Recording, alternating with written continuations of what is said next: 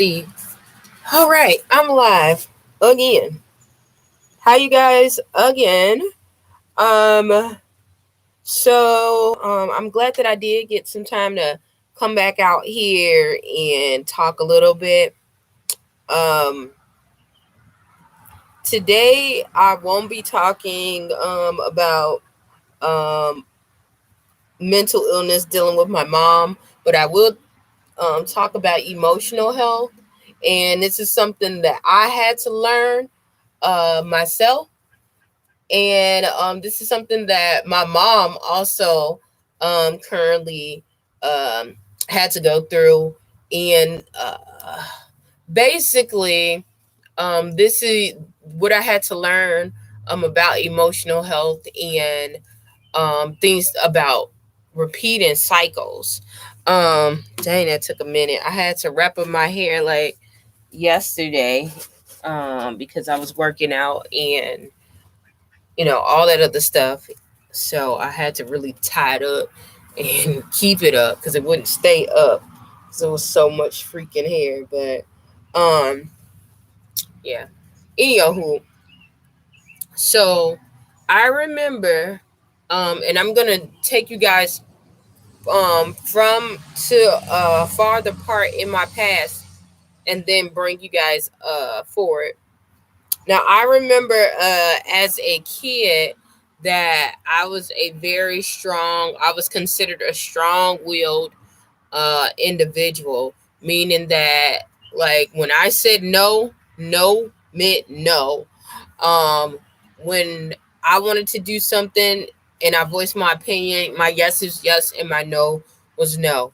I also remember that a lot of the times when I said no to certain things, I would get into a lot of trouble. I would get into a lot of trouble, and I still wouldn't want to do the things that I would get in trouble for, like go and play with certain people. I'm not playing with them because they're mean and they're manipulative, and I remember getting into it with my family members, and I was like a little kid because I still would say no to these things because, like I said, they would be very manipulative. But as a kid, they still want you to play and learn how to work and play with other people. But I didn't care about playing with those types of people because, once again, they were manipulative. And why should I try to break my neck to play with somebody who is like that? I don't want to play with someone who's like that. I don't want to have anything to do with them, you know. So I used to get in trouble to the point where it began to break me down, and just conform. And because of that, I noticed that, when people used to take my things, I used to allow them because it was almost to the point where I knew if I was to go and say no in the beginning, because I know how these kids were, to say no, I don't want you to play with that. I know you're gonna try to take it, so no, I don't want you to play with it because I want my items back. Then it would seem as if I'm a bad person. The only time I could say no, I remember with playing with items was like if it was something huge. Like, say for instance, it was something like a new basketball that I got, which I rarely got new like balls and things like that until I got into like middle school, high school kind of thing. I really never really liked dolls. But I had like an easy bake oven, but I had to always share those things. But if it wasn't a bike, I still had to share, playing with these items. So I used to hate it, but I just ended up just allowing it to be as it was because I didn't want to get in trouble anymore. And having those whoopings was like the worst. They were really the worst. And I already always got enough because it was always somebody trying to pick on me. Somebody's trying to take something to the whole next level. And then when I take it to a next level, then everybody want to cry because, I get the best of them. So I grew up like that, I grew up not especially when I moved in with my cousins, when I got about 7 or 8. I had to share a room with my cousin who was like 7 months apart.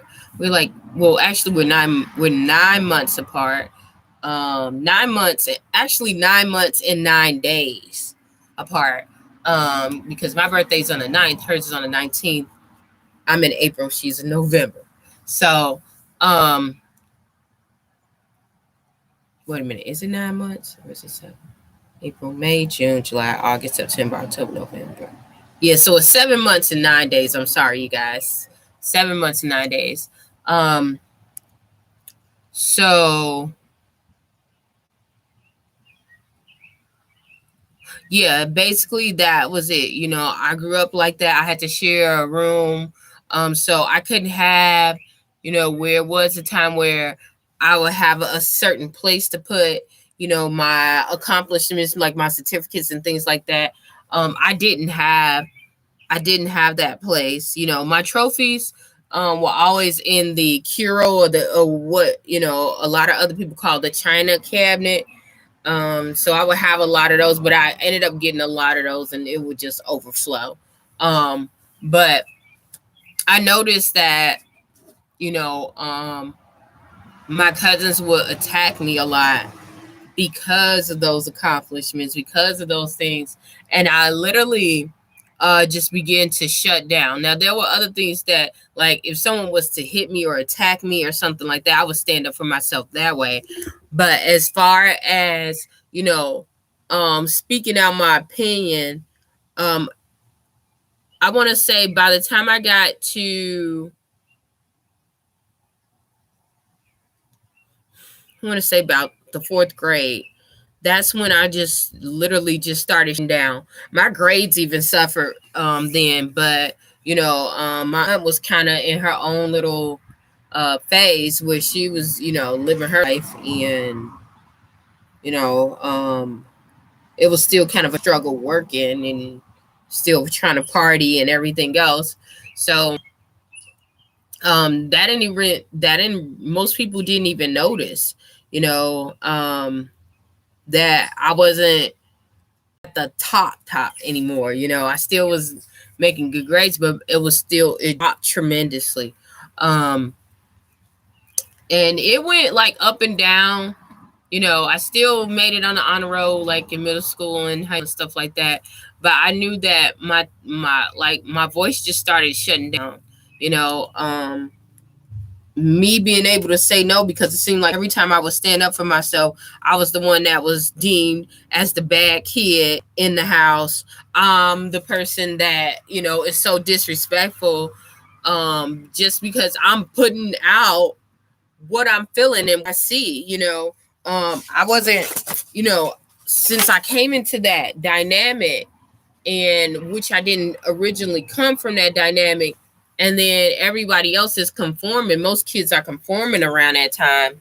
Ooh, y'all, I gotta get my computer out the sun. But most of the kids are conforming at that time while they're partying. Especially in teenager life. If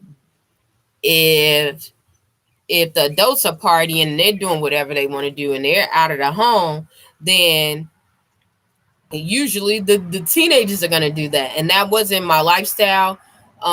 That was nothing that I ever wanted. I never wanted that lifestyle. So it was very tough for me, so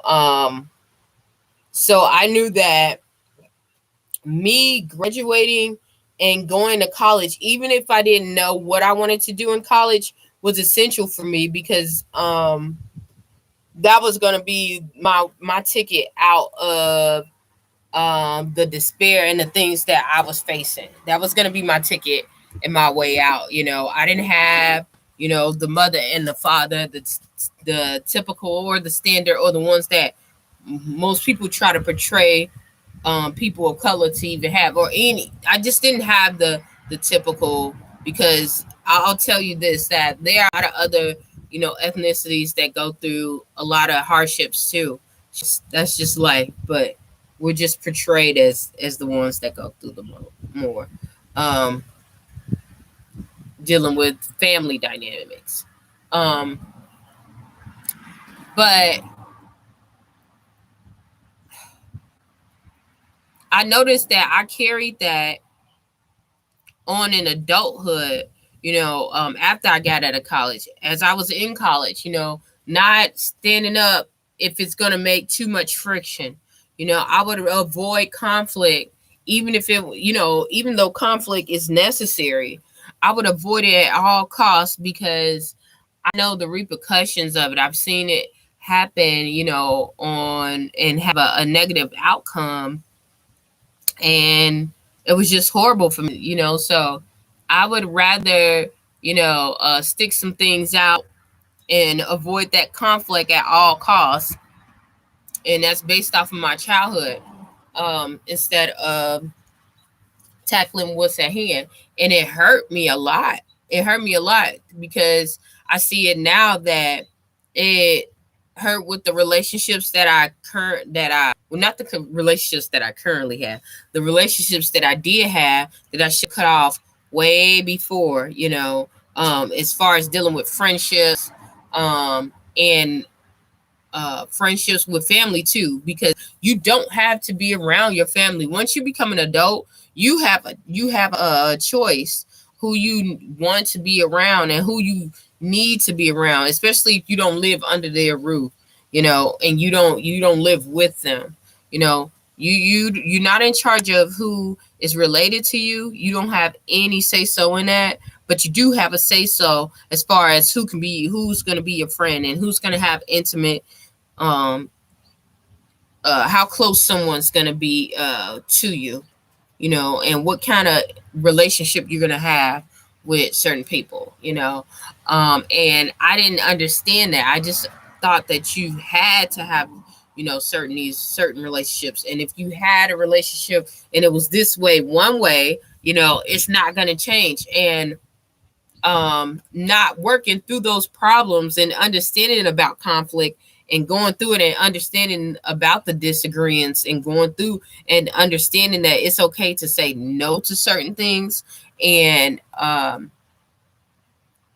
it's okay to change your mind about certain things. It left me scarred a lot. It left me scarred, and I had to work through those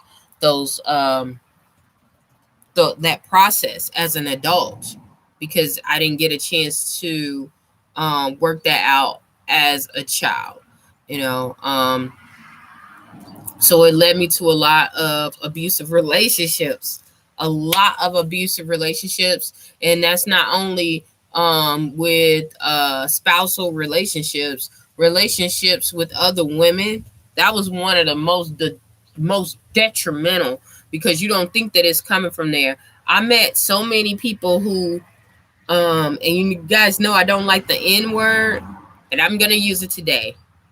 Um, I met so many narcissistic women who tried to act like they were mother figures, um, that it was pathetic, and I'm grateful. Let me tell you this: I'm grateful for each and every dynamic relationship that I had that was like that, whether it was deemed positive or negative, because it taught me something.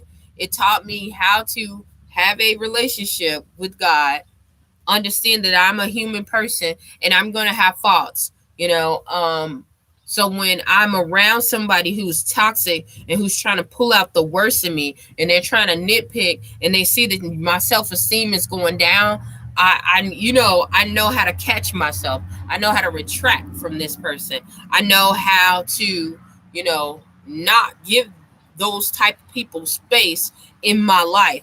And not only that, keep them far away from me, so yeah. So this is why I made this video, just to talk about the power in saying no, the power in understanding that you are a human being, you are desirable. Anyone who's trying to take that away from you is someone who knows that that is true for you. They know that you're desirable. They just feel it in themselves that they are losing ground, and they want to control you, someone who doesn't seem that thinks that you're a competition or anything like that, their best thing is to control you. Is to belittle you and try to control you. And they try to control you by sending out insults your way, tearing down the things that you take pride in. Look for those things, because sometimes we don't look at it because it's coming from someone that we call, that's been so long in a position as friend. We don't consider them as a friend since high school, friend since middle school, but in reality, they're secret haters. They're secret, weapons. They are people who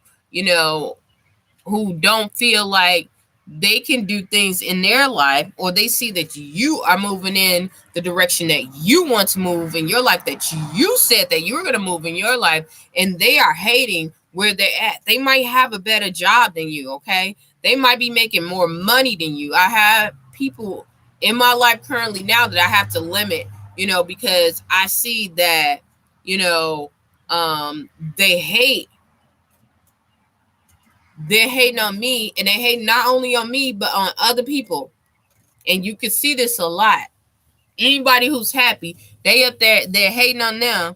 um and they got all the things that they say that they want, but they're miserable, they're unhappy, their bodies all crumbling down, and they're unhappy and they're miserable. But yet and still they want to throw shade under your name. Why are you doing this? Why don't you just tell people what you actually do for a living? Why do you have this as your label, as who you are, when you're a director of this? Why do you say you're a professional helper? And it's like, you tell them, like, okay, I say I'm a professional helper because I help people professionally. That's something that I will continuously do for the rest of my life. That's something that I always knew that, but yet and still I get paid to do it. As a matter of fact, I get paid more doing that than what I actually, this label that, this company is giving me. I make more money than what that title is giving me, but they don't know that, even though you tell them that, they're gonna, have, oh my goodness, it's so hot outside, y'all. Let me scoot back. I'm gonna put this in my lap because I don't want my computer to blow up. But they're not going to get that. They're not going to get that. No, nor do they want to get it. There are just hateful people who are just like that. And also, because I've seen this more than ever. Especially starting a business. People saying, oh, it's not gonna work, you shouldn't do this, shouldn't do that. When I'm in fourth year of one of my businesses, and now all of a sudden, um they'll start doing things. First, they'll start doing things behind your back, trying to get your vendors, trying to, instead of asking you, they'll say, well, it didn't make no sense for you to go pay for a vendor and find out when you could have did this yourself. That's just lazy. And it's like, what? Like, okay, so that's your opinion and you're entitled to it. I didn't even ask you anything about any of it, because they always put their 2 cents in it. But then later on, you see them doing the same thing, and then they're messing up. They're messing up every time, but they're trying to go sneakily, go behind your back and do the same thing. And do the same thing that you're doing. Okay? This is how you're going to see these individuals. These people are very, very, very much toxic. And it's nothing that you can really do, because they don't leave off the face of the earth. And if you live long enough, and if you're doing things right, let me tell you, they're going to be a lot of people that are going to imitate you. Because if you start doing things right, people will laugh at you first, and then they'll ridicule you and mock you until you get to that point of success. Then after that, then they start asking you. By then, you don't, you don't go and say, okay, I'm gonna, just drop everything and help. If you wanna, I'll help you. I'm not saying I'm not gonna, oh well, forget them. No, I'll put up a workshop, but guess what? You're gonna pay to get through this. You're gonna have to put some work in, because you're not gonna waste my time. So I'm supposed to help you, and forget about how much time I'm investing in helping you. Forget about how much time it is to help you, but I'm supposed to forget about the time and the work it takes to push out an idea, because it really does take work. It takes over 40 hours a week to create a job. It's easier. That's why you get paid more if you get a higher paying job, if you're doing something and creating it versus creating it yourself. It's going to take more because you're putting more in it. You're investing more in it, and you get to have more of the dividends. So, yeah, yeah. So these are some of the things that I had to um, let go. I had to overcome in order to be successful. In order to have my voice again, I had to listen to myself. Um, I had to take time for myself, relinquish the idea that everyone is going to be with you for the ride. I'm going to tell you this. Most people will say, if you're around someone who has created something, most people will tell you that most people will not be there. I'm going to tell you, all of them won't be there. For me, none of these people were there. I still have yet to have someone who I knew firsthand to support my business, even though I supported theirs. There's been times when I've supported some of these people's businesses, and I don't regret it. But I have yet to see people to support people that I know support my business. But yet and still, it still took off. God allowed the right people who needed to, be there and needed to go and do, get into some things to see, to get to have that opportunity, and not only to have the opportunity, but to see and to have, go in it, and try it out themselves. And you're gonna start seeing with toxic people, y'all, when it's their turn, and they're mocking you, they're gonna get mad because you're not supporting them. When in reality, they never supported you. And if you got any sense, if you got any kind of sense, because I'm gonna tell you this, I don't put no energy where people don't feed me. I'm not. Life is too short. Life is too short. Okay, there are gonna be people who are going to feed you, and you need to feed the people who are feeding you, because anything else is uncivilized and is retarded.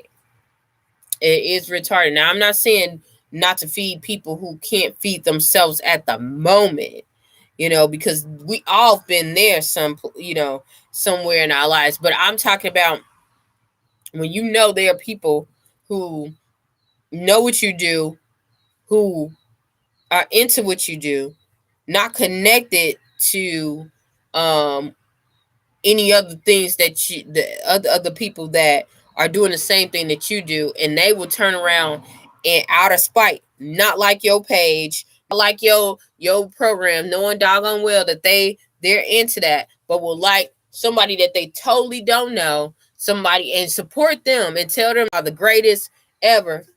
Y'all had the same ideas, but then when it's their turn, they want you to just all of a sudden for script, and you supposed to be dancing behind them. That's not it.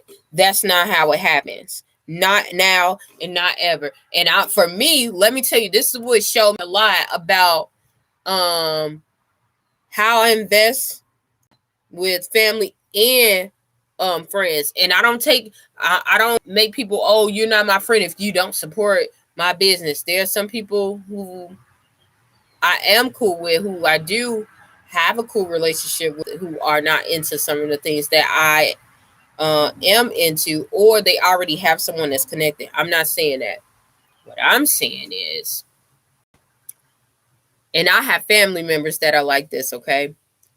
A matter of fact, I'll show y'all point blank. I got family members that support each other, even though I've supported all of them, and not one of them supported me. Not one.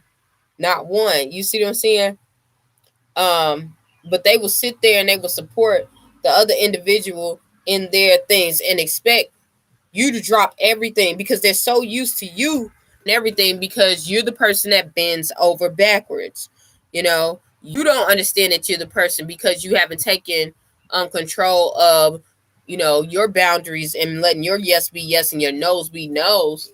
You know, these people know that you have a kind heart, that, you know, oh, she got it or he got it, so I'm just going to do this. When in reality, if the shoe is on the other foot, and you have to think about this, because when the shoe is on the other foot, they're not going to come and support you, you know. And this is not, like, it's not for the people who say that they, you know, who really can't support you. No, you know what? I'll take that back, because a lot of the people who act like, oh, they don't have enough, they don't have enough. Those are the people who find ways to get the newest LeBrons, the newest Jays, the newest everything, y'all. They will find a way. They don't got a job, but they will find a way. They will find a way to get their hair done, their nails done, so all those excuses to me are out the window. I literally had to learn that. You know, I don't even I don't babysit those things no more, because let me tell you, when I started making that money, you know, they was laughing at me. Oh, this ain't gonna happen. Oh, she wear too much makeup, blah, blah, this, blah, blah, that. But when I was in that magazine and when I started making that money and people started seeing that change roll through, you know, things started looking different. You know, what was once laughable is now something admirable. What was something, you know, ha funny, you know, now you trying to get on that bandwagon and try to make that bread, trying to make that money. You know, that's money, baby. So yeah, that's something that I had to learn. Like, just stand up for yourself. And it doesn't mean standing, if I have to yell to stand up for myself, I let that go too far. You know, you have to nip things in the butt and you have to close things off before it even gets out of hand. A lot of us can see that, and we don't say anything, and we just allow it to fester, to grow, just to keep going, and just, when it shouldn't even have to be that way. When it shouldn't have to be that way at all. You know, and yeah, so this was something that I literally, like I said, I had to work on. I had to work on respecting myself. First of all, respecting myself, understanding that it is okay to have boundaries. It's okay to say no, and it's okay to have repercussions for, or consequences for, when people break your boundaries. You know, don't let them have that opportunity to go and do that again. Don't let them have that opportunity to walk in and to tear your life apart because their lives are going miserable. You know, if you work to do hard, to very hard to keep your life afloat and to do things, don't let anyone else to come and tear your life apart, because just because they're having a bad day, or their lives is falling apart because they haven't learned how to deal with their boundaries. They want to dump on you. That was another thing I had to stop letting people do. Don't let people dump on me, you know, and that can drain you. That can drain you. I learned that a lot of the problems that were in my life, even as a child, were not my problems. Were not my problems. It was always dealing with other people's problems. And because it was almost that I was stuck into a place, my feelings weren't even considered, you know, as a child. They were not considered, you know. So I didn't really know how to, well, I knew that they were there, but I really didn't have a chance to really deal with them. Like I said before, I had to push everything on the back burner. And it took me, like I said, in my adulthood, my adult life, to check, to deal with that and to get that straight. You know, yeah, yeah, yeah, basically. So if you are going through this, or feeling like someone is, taking over you, or they trying to have a power trip, just understand that you're not going crazy, but you have to understand what is your part in this denominator, and how do you want to change it. Because the more you take control, the more you understand the situation and the dynamic and the part that you play in it, the better you'll be able to change the situation at hand, or to change the dynamic of it. Because we are in control. We really are. It's when we relinquish control to the wrong individuals, people who are not deserving of our time and our energy and our efforts, is when we have these issues. So, um, yeah, I just wanted uh, to share that. Take control of your life. Take control over your life. When you a toxic person, especially a narcissist, will whenever they're trying to take control away from you, um that's when you know that there's trouble. I have one toxic person that try to get me, oh, you're always doing something. Why don't you just relax? And why don't you just do this? Because they're so uncomfortable, because they're used to not doing anything. They're so used to being just laissez-faire. And that is okay. Everyone has a choice in life and what to do. That doesn't mean just because I have a lot of programs, and I have a lot of time that I do have with isolation, because I have a lot of projects so I can focus on them, doesn't mean that I'm better than anyone or less than. It's just something that I really like to do, and this is how I like to live my life. But if anyone is trying to control you that way, that is a clear indication that it is a toxic thing. It's a toxic relationship, you know, um, and it's usually dealing with insecurities, something that they should be doing, that they see you're moving and you're being proactive, you know, and they wish that they could, do that. Um, what else? I think that is, for the most part, yeah, I think that's for the most part, that's it. Um, because yeah, that's about it. Because you're gonna always have these people in your life. That's one thing you need to understand. I used to run from these people at all costs, but I know that now I can't run from them. I just need to go straight for it. And you don't have to be so strong headed, but you do have to be true and honest, and to stand your ground, as far as um letting your yes be yes and your no be no. Because people who know that you are a pushover, that you're easily manipulative, when you first say no, it's a shock to them, and they're going to try to push those boundaries. They're going to try to push them and make them seem as if um make it seem as if either you're evil, you're mean, anything to get their way. So be prepared to stand your ground, and to say no, and to cut people off if they don't want to hear that. Cut them off. And that might mean not talking to those people for a good minute, until they understand that you are not playing games with them. That might mean, for someone who keeps going into your closet, taking your things, that they don't get to have interest into your house. or for people who are, gossiping and things and doing things, they don't get to have access to your personal life, meaning that you might have to cut off ties with them having personal interactions.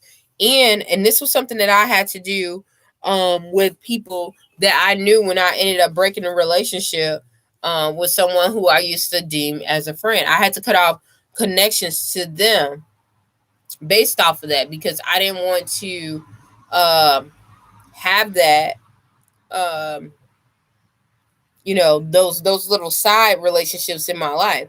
A lot of people will try to make you feel like you, especially if they're a toxic person, they will try to make it seem as if you are the evil one when they did the dirt. When they did the dirt, y'all. And so and since you'll be like, I don't even care, first when this first happens, you want to defend yourself, but after a while you're like, okay, whatever, I don't care. They will go and try to make trails and try to connect with people who they know have a connection with you, to go and make a trail and find out what you're doing and how you're doing and what you're doing with your life, just to try to bring it down, or to try to see if you have anything negative in your life so that they can bring you down. So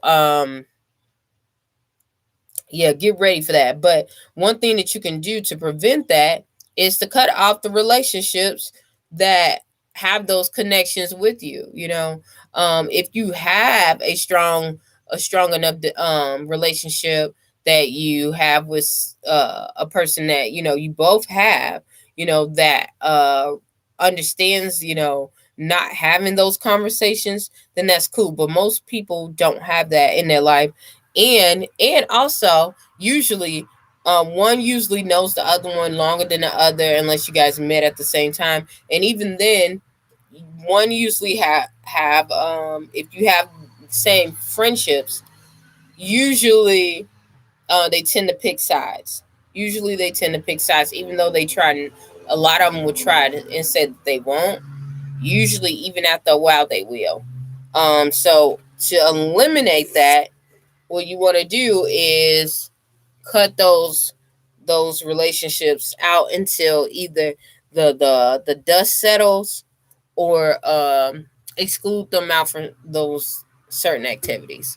Um, so yeah, yeah, that's basically that's it. That's basically it. Um, yeah. Stand up for yourself.